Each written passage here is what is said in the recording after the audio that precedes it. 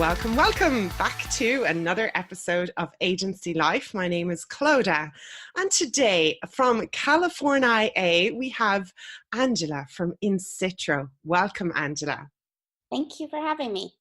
Delighted. I put a call out on the HubSpot Agency Women's Partner Group, and my God, I got inundated. It was amazing. It was when I realized, I've just been interviewing men. I better fix this.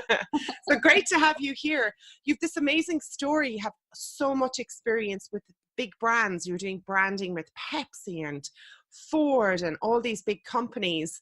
But then one day, what happened, Angela? You just woke up and decided, do you know what?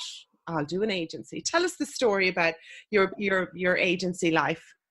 Do you want the long version or the short version? We have all day, so give us the real version. Yes. Okay. So I'm originally from St. Louis, Missouri, and I went to Washington University in St. Louis. I have a Bachelor of Fine Arts in Visual Communication with an emphasis in graphic design, and I have a minor in marketing with an emphasis in branding. So even back then, I knew I wanted to know both graphic design and marketing and branding. Got it, yeah. So long ago. And then I started my career working at big agencies with big brands in St. Louis, and then San Francisco, and then San Diego. And before Incitrio, I actually had another design firm called Gecko Design. I started that in 98, and I started Incitrio in 2004. So Incitrio is 15 years old. But before Incitrio, I had another agency. I was just a solopreneur, just me and some freelancers. And I had been freelancing as an art director at another agency. And so that agency owner and I were negotiating to merge our two companies. Right. And what happened was I was pregnant with my second kid. I have two boys.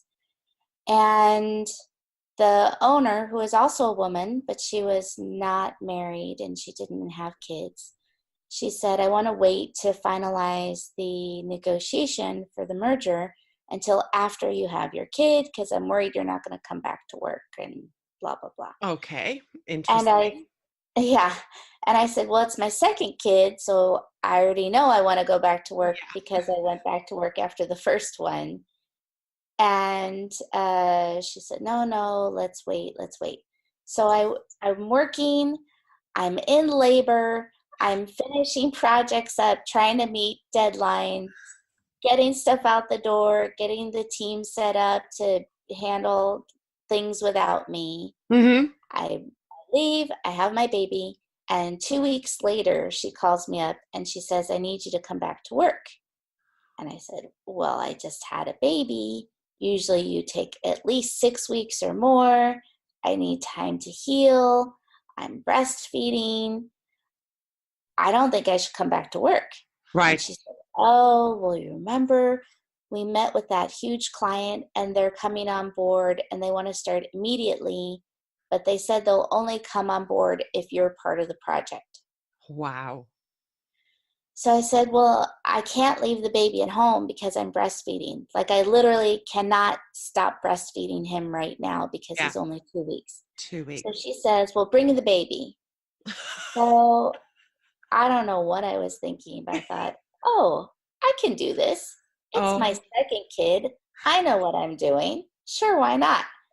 So I go back to work, nursing, burping, changing diapers, holding the baby, other girls in the office holding the baby, working in 45-minute increments as fast as I can to get stuff out while he's sleeping. And then, the cycle starts all over again. Yeah. I did that for 3 months. And then I went back to her and I said, are we going to merge or not? What's the deal? Right. Okay, I've been at the numbers and offer to you. This was 15 years ago. She offers me a $30,000 base which at the time I could have been making 80,000. I was going to say that doesn't sound like a lot. It's not a lot.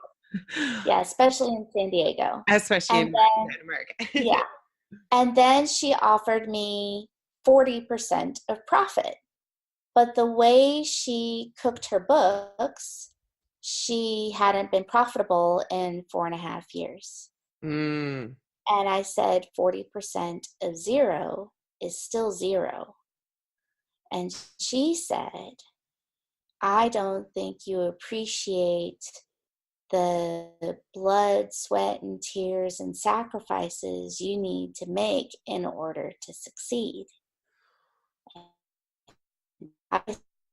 I don't think you appreciate what I have given up for you. Goodbye. Oh, good woman. Absolutely. I mean, you're standing there with your 3 months after raising your child in its first few life-forming weeks of being on the planet, and you're in the office. Good on you. So, and you went out the door and did it yourself. Yeah. Amazing. So fantastic. So what kind of clients do you work with? Did you take any, or did any follow you? Because you don't take them, but did anyone come with you, or? So I intentionally did not take any clients. Yes. And you're going to love this. So I got a call, like, I don't know, it was like a month after I had left. Right. And the client calls my cell phone and she says, I am really upset with you. And I said, okay, tell me why you're upset with me. Like, I'm like, what could she be upset about? I have no idea. And she said, things were going great and the quality of the work was great. And I felt like we were communicating really well. And you were making some really good strategic recommendations. And I was really happy with the work, the way it was going.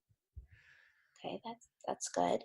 And she said, but these past 4 weeks, the work has really gone down. And this woman who was running the agency, I'm not going to say her name. No.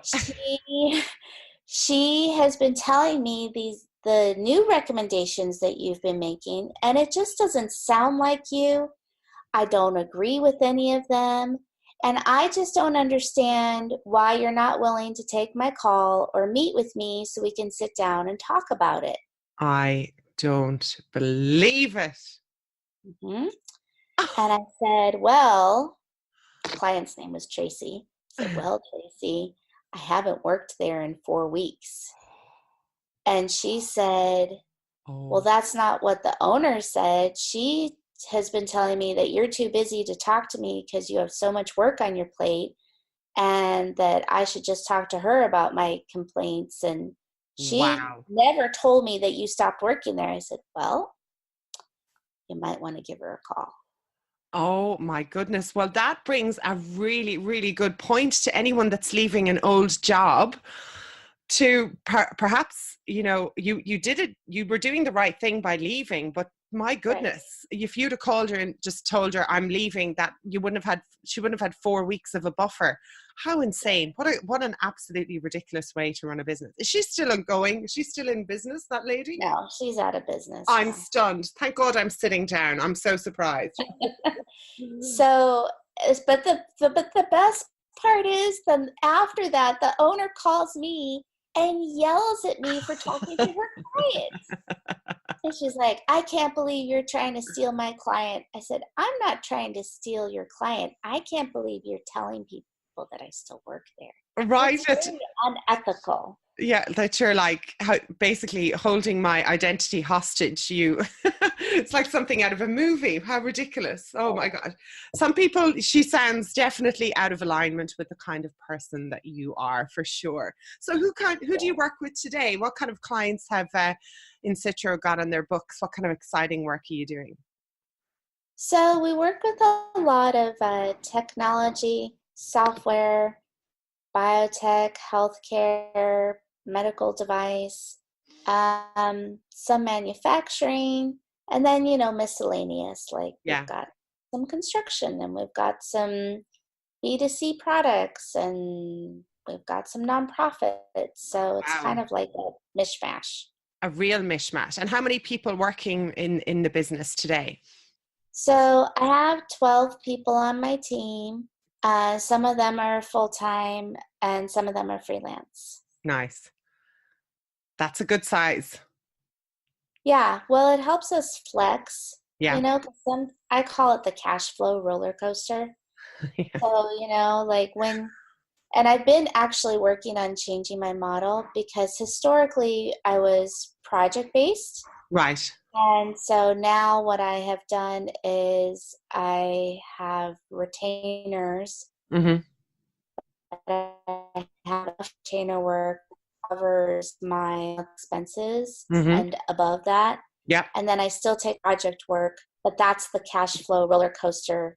And it's okay Yeah. because I'm still, making payroll and paying everybody. Exactly. Did Yeah. did something prompt the retainers other than the cash flow? Was it something that you've been following? Because you're part of the HubSpot community as well. Have you been Yeah. watching other people? How long have you been in that? In the HubSpot community. Yes. So I was originally a HubSpot partner, I want to say 2010. Nice. So Wow. I was a partner for several years, and then I left, Yeah. and then I came back a couple years ago. Oh, really? Oh, cool. That's Yeah. awesome. Have Yeah, you so I've noticed? seen a Yeah. lot You've of noticed a big change. HubSpot over the Oh, lots of changes. right. Yeah. You would have been like 2010 was the original when the partner program kind of almost was in its infancy, one of the first few hundred, right? You would have been right in at the ground. What have been the biggest changes you've noticed, I guess, probably with digital marketing overall? You're in a fantastic area. Like it has just snowballed over that part of the world with tech companies, tech businesses. What's the kind of big, maybe the top three things that you've seen big changes over the last few years? As it relates to marketing or marketing automation or Maybe your agency itself, like the marketing, yeah, marketing and marketing tools. so So I started my company 15 years ago. Yeah, I originally started it as a graphic design firm doing print design. yeah, Like logos and brochures and trade show booths and packaging design and print ads. yeah. And then the web started coming up as a tool that people were using in marketing. Uh-huh. And so I was partnering with web developers, but I would just introduce the client to them Mm-hmm. and run with it. And I was very unhappy with what the work looked like Mm-hmm. because it didn't match the quality of what I was doing on print design. So then I started doing web design work and development with my agency. Yeah. But then we're outsourcing SEO and email marketing and just referring that to other people. Mm-hmm. But then I saw how they were doing SEO and email marketing, and I thought I could do that better. So we kept that in-house, and then I was referring out AdWords or social media. Yeah. And then I saw that and I said, no, I think we could do that better. So we took that in-house. And so I started off as just a print design firm, but now we're a fully integrated agency where we do every aspect of marketing. I don't know if it's because I have OCD or I'm a control freak, but I just have such an exquisite attention to detail that I want to make sure that the client sees that quality in every aspect, not just in one piece. And is really, really important in today's fast moving world to have that attention to detail. I often wish I had it myself. There's things that I forget to see, and I love when I find people who can see things that I would never have seen, those pixels out or those spelling mistakes or alignment. I think it's a really important skill to have these days. You must, and your clients must notice that on the other side. Oh yeah, they know. I mean, they know that before it goes out the door, I've looked at it. Great. So I may not be the one sitting down to design the logo or design the Mm-hmm. homepage design or Yeah. whatever.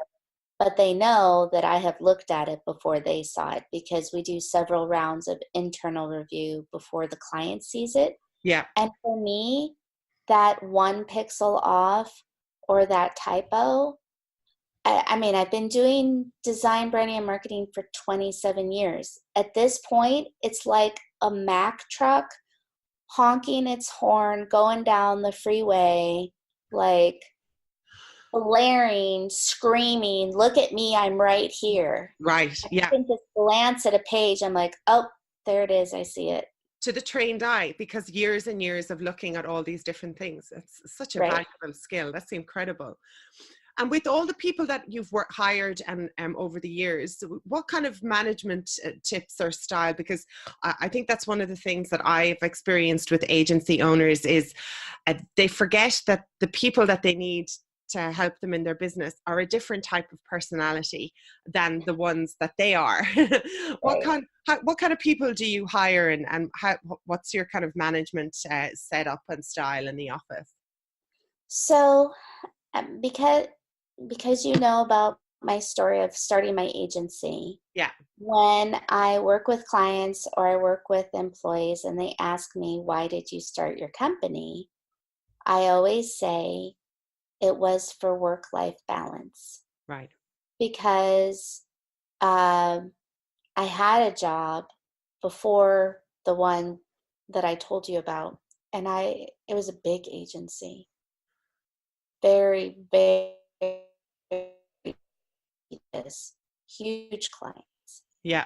And I started off working 9 to 5, and then 8 to 5, and then 8 to 7, and then 8 a.m. to 10 p.m. Monday through Friday, and sometimes on weekends. Wow.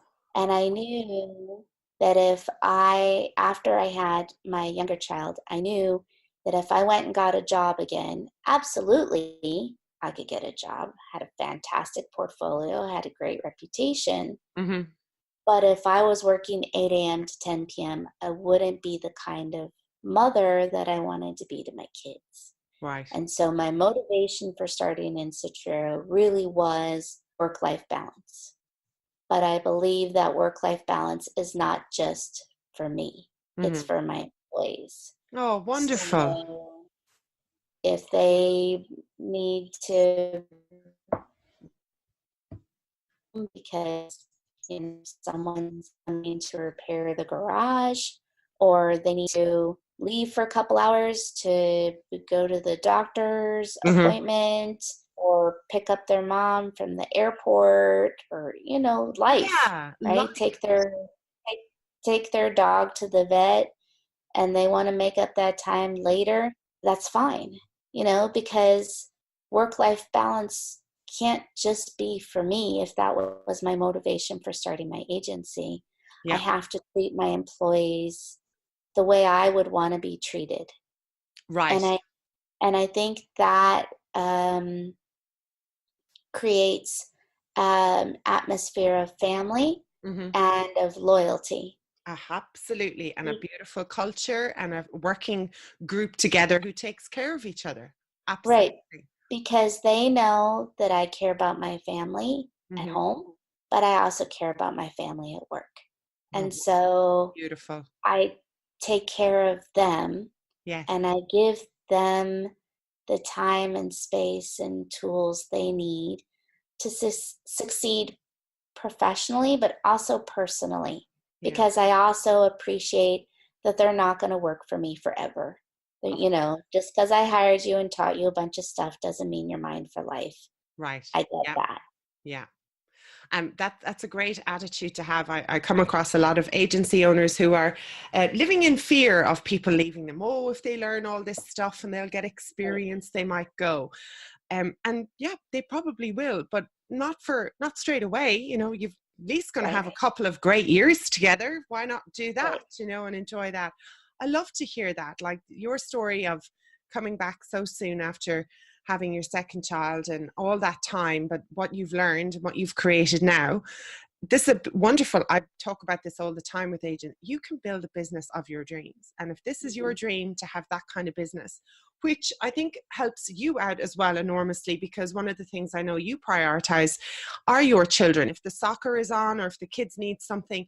So because you have given them permission to do that, when you turn around and do it, there isn't this hostility or, oh, look at her, you know, everyone's doing it together. And then you can speak openly. You can come in and go, I wasn't here because I was at the soccer, instead of making up some client excuse or something, you know, like I've seen people do that.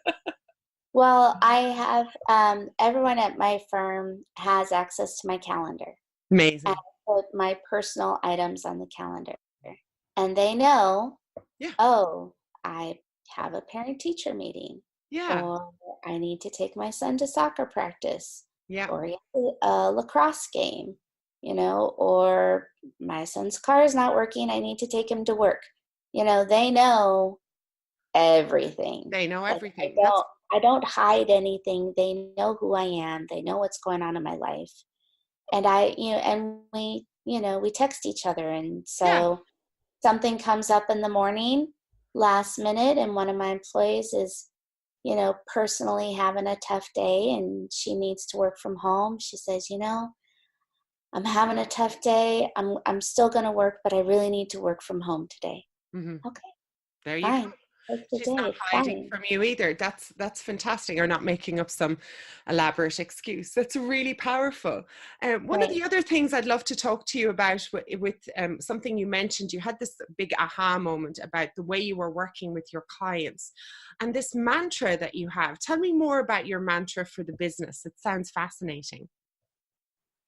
So my personal mantra is impact.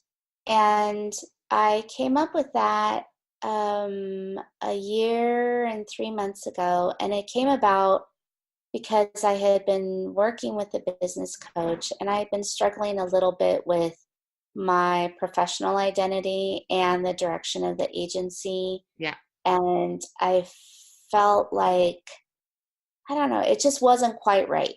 Mm-hmm. You know, like I had made some bad hiring decisions and I need to let a couple people go.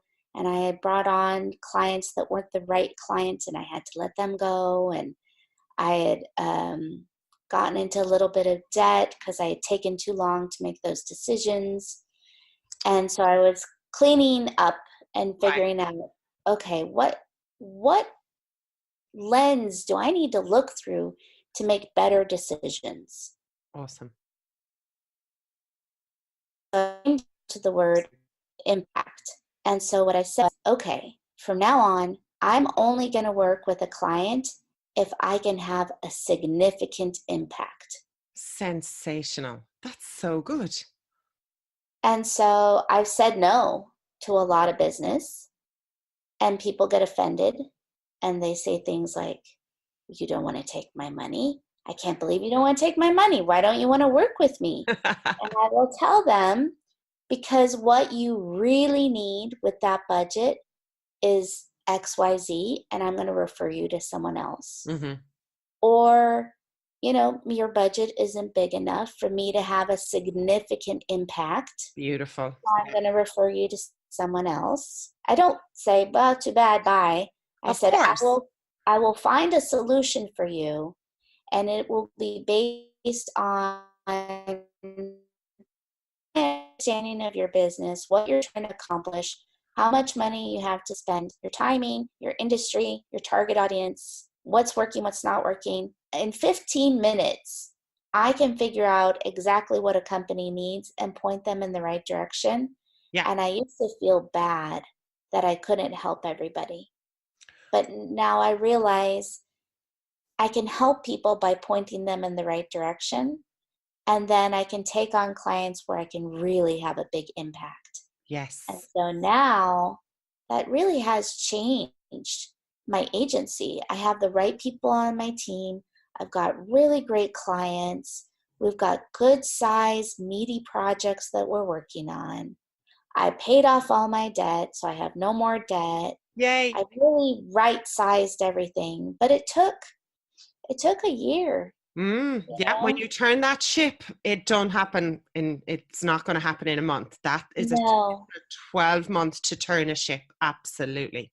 And it was stressful, Mm. and there were moments where I was second guessing myself. But then I just came back to this work that I had done, and I said, impact. Okay. Yeah. This is who I am as a human being. I want to have an impact. I Yeah. want to help people, but in a big way, Yeah. not in a little way. Yeah. You No, know? that makes sense now, because when you were describing all the people that you work, all the different industries that you work with, right? And we know when we're working with HubSpot, they're like, pick a niche, and it's like, well, it's not that simple, guys, Right. And I get it, but that now makes sense, because your niche is impact, is that particular word, is to pick Yeah. impact. That's really good. Was that a certain type of training that you did to find that word by any chance? Apart from I know you were working with the business coach, I but was working with a business coach. I read a bunch of books. right. I mean, Yeah. oh, like 20 books.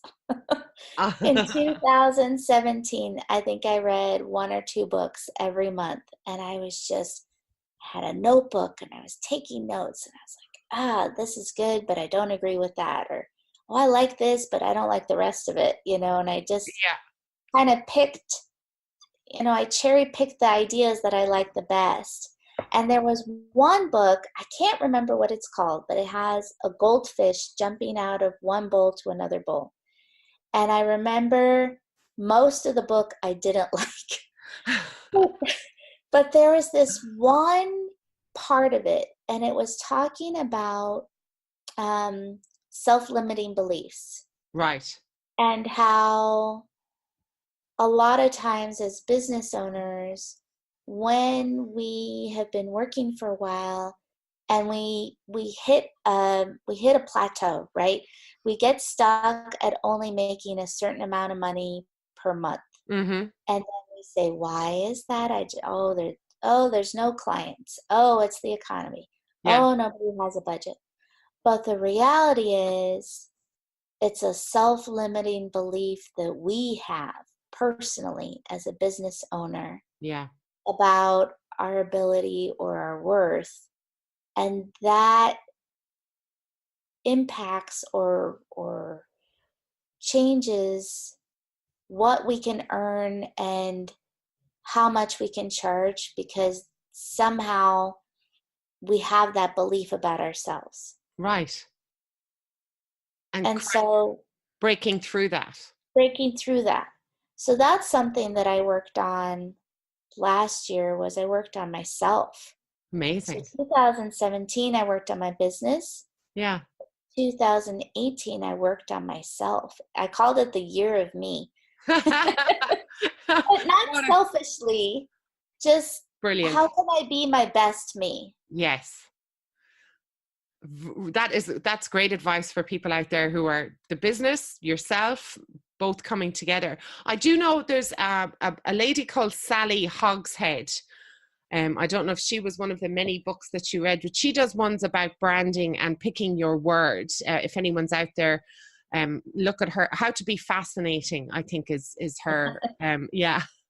And yeah, she was one of the best talks I saw at TNC. Actually, it was really good. So fantastic advice there.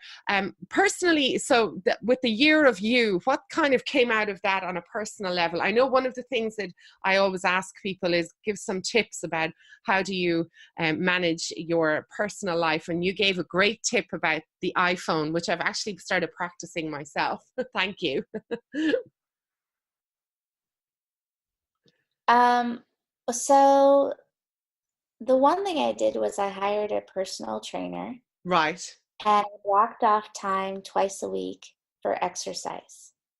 And prior to that, I had had about 3 years of not being healthy Right. and not making time for exercise and eating poorly. Mm-hmm. And I just said, okay, that's it. I Yeah. can't I can't keep doing this. I really need to take care of me. Yeah. And so I went to different doctors and I addressed some health issues and uh, and I worked on my fitness, and I took vacation. Like I took a 2.5 week vacation last summer for my birthday, and I went on a week-long trip with one of my girlfriends, and I did things that I have wanted to do, and before I would schedule it on my calendar and then I would cancel it. Right. Yeah. Didn't honor it up to yourself because it's your business and you feel guilty, and we don't give Yeah. ourselves permission. It's incredible, right? Yeah. And so I scheduled it and then I did it. And I was shocked.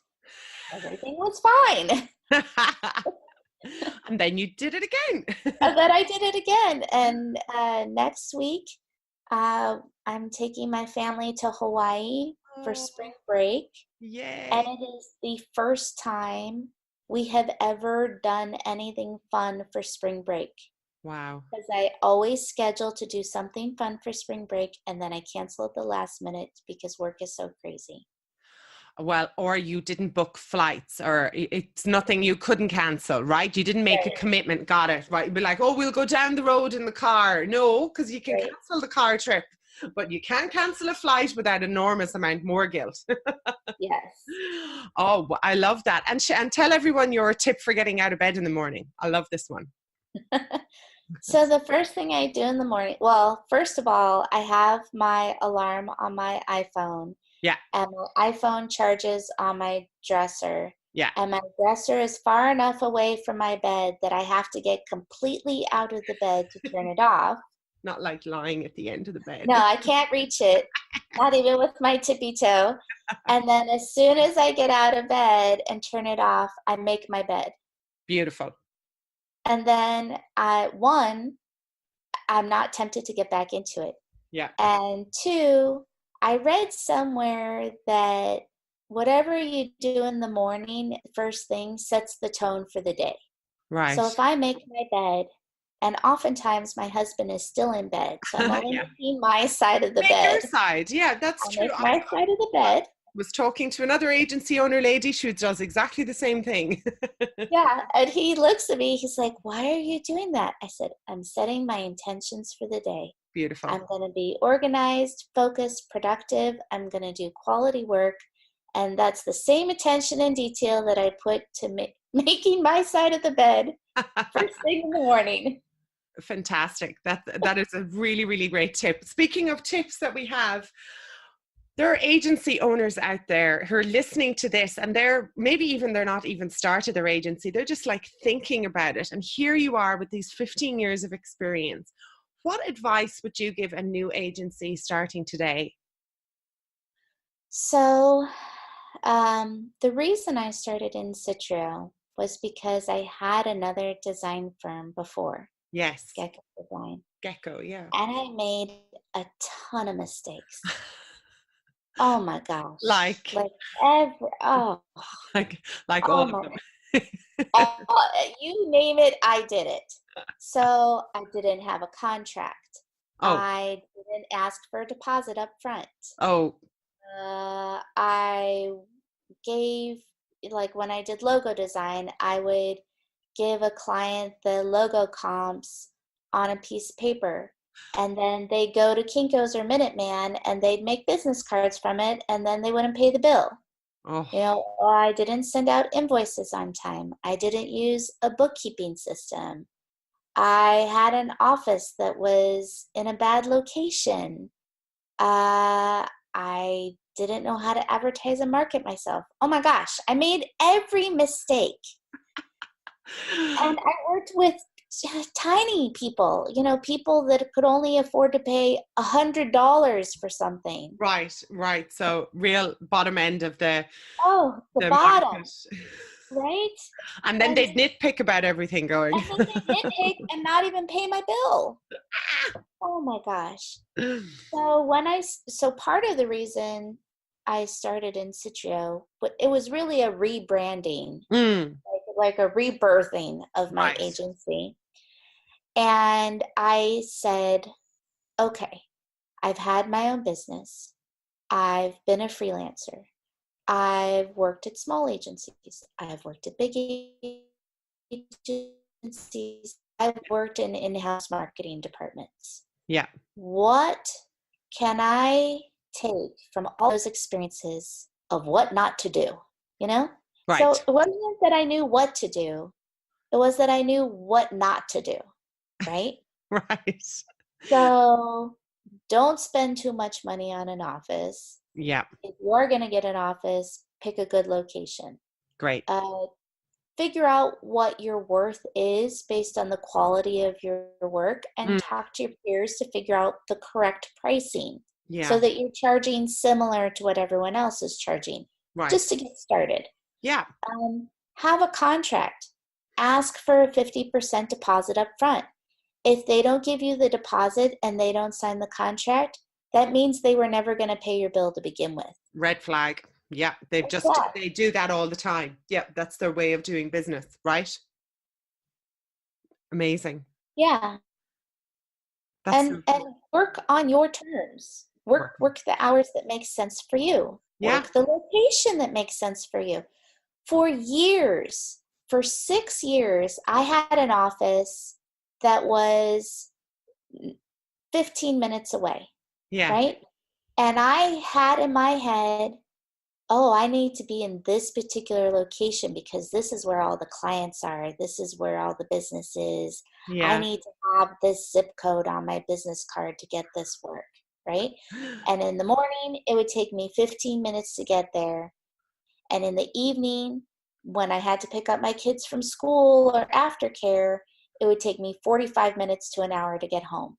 And being stuck in traffic, knowing I need to pick up my kids, and being late was very, very, very stressful. Oh, And so finally, one day, I called up my top 5 clients yeah. and I said, I want to move my office to the same neighborhood as where my house is. Right. Is that okay with you?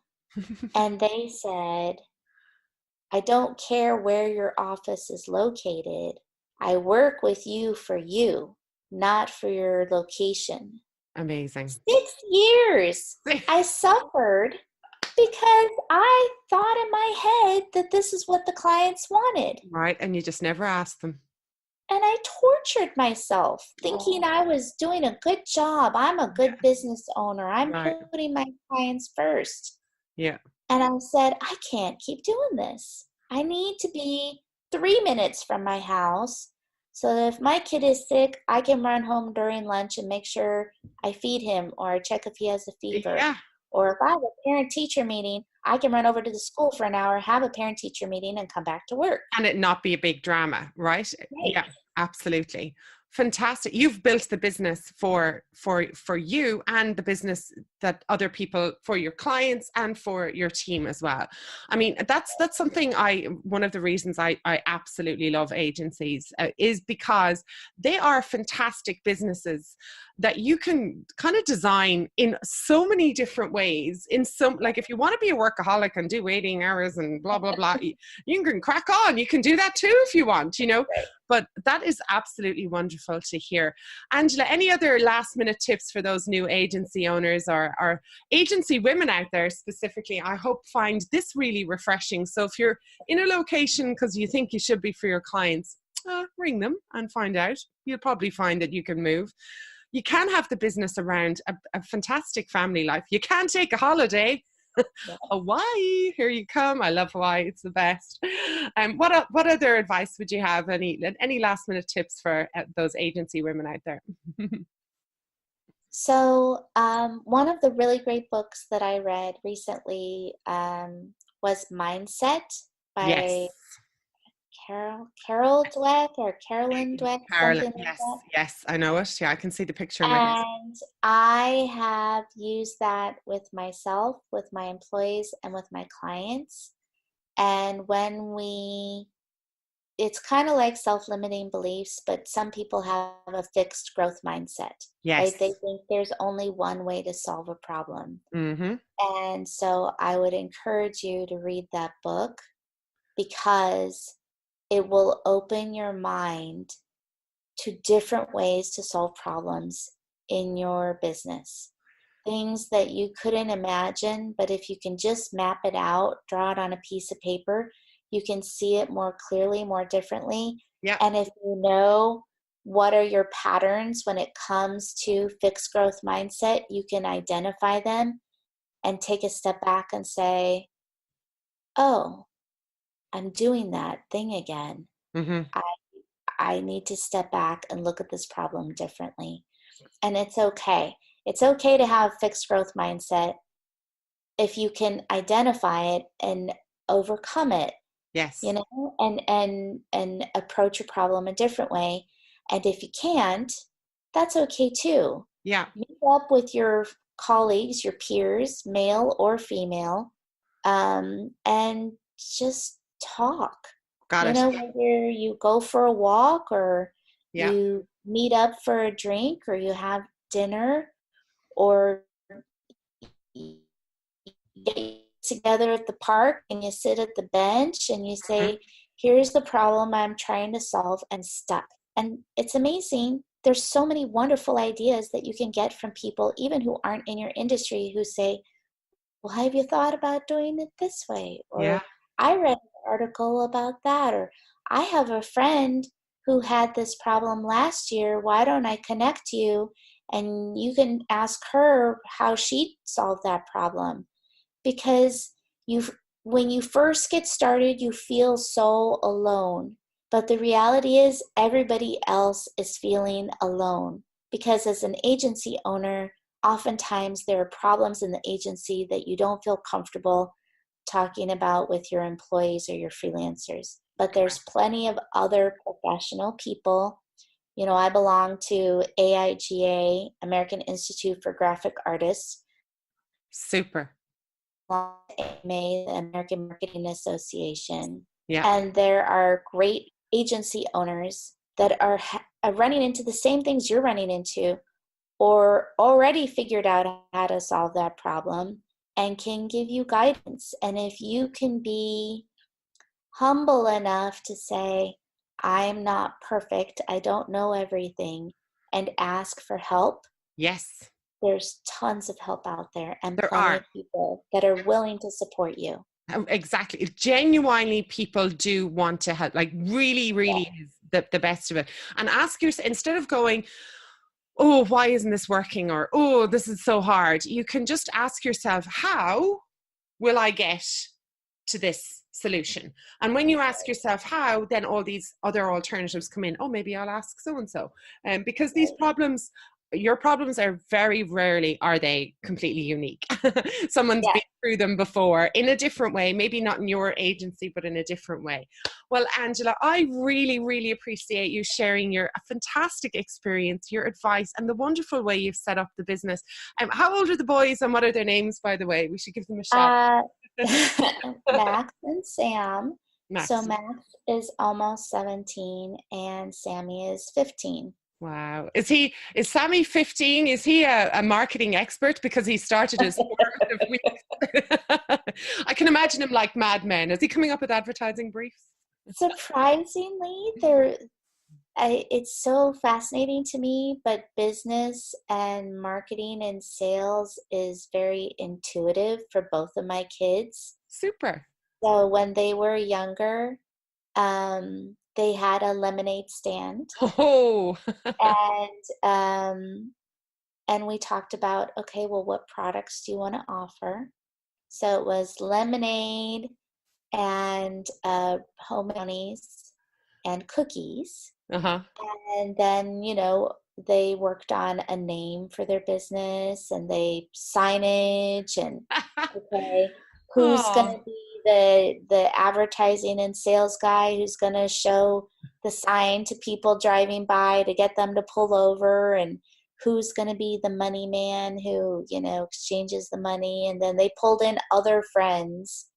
Wow. And like it became this business that they were doing, and they were making a lot of money. Yay. And so then they would say, oh, okay, we need to buy brownie mix. And I'd say, okay, I'll buy it, but you have to reimburse me.